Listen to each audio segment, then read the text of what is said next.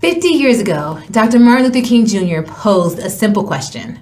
Where do we go from here? But in order to understand where to go, you must also understand where you've been. You see, my family were victims of the Jim Crow South.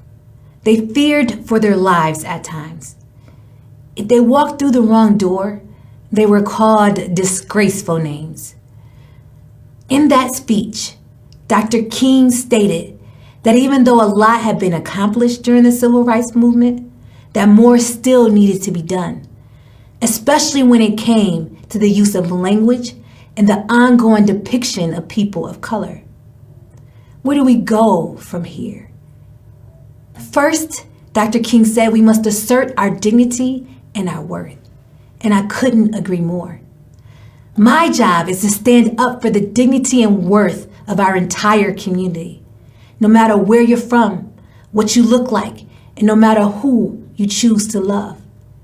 So I stood on the steps of City Hall, fighting for the rights of immigrants and their children, stood fighting for women's rights in Washington Square Park, stood with our Jewish community when their graves were desecrated, stood with our children as they demanded that we take action against the violence taking place in their schools. I continue to stand with the LGBTQ community as they fight for gender. And yes, I demanded that our local media address a racist slur. I will always stand up for dignity and the worth of everyone in our community. I'm proud to follow in the tradition of leaders who fought to free slaves as part of the Underground Railroad. I'm proud to follow the tradition of the suffragists who gave women the right to vote by never backing down. Rochester and the world is a better place because of these leaders who stood up and demanded change. I have a responsibility to lead and help answer Dr. King's question. Where do we go from here? It is unfortunate that our community remains divided.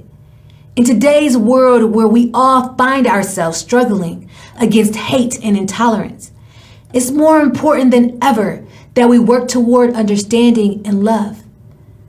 He said, "Hate is too great a burden to bear. I've decided to love." The love described by Dr. King is one where those with power use it to better the lives of all of society. He was dedicated to speaking truth to power and working so the powerful could see and hear the world through the lens of the powerless. Empathy was at the heart of his teachings. As mayor, I am committed to working so everyone can understand how the words and images we all use or omit cause righteous anger and harm. Sometimes the hurt isn't intentional, but it is painful nonetheless.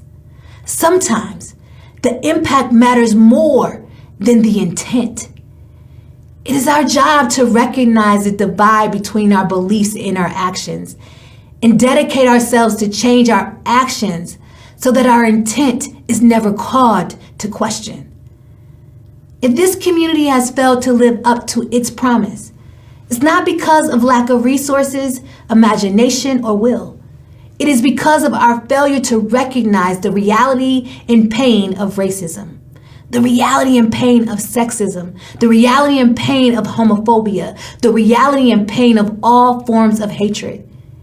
In order to heal, we must first acknowledge this reality and pain, and then we can move forward. So today, I'm acknowledging it, but I'm also committing our city to do all that we can to move past hatred. This will be just the beginning of our efforts to share and learn so we all can develop a greater empathy and understanding for each other. So where do we go from here?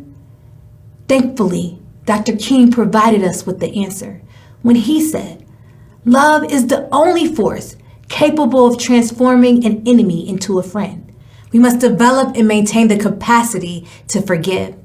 He who is devoid of the power to forgive is devoid of the power to love.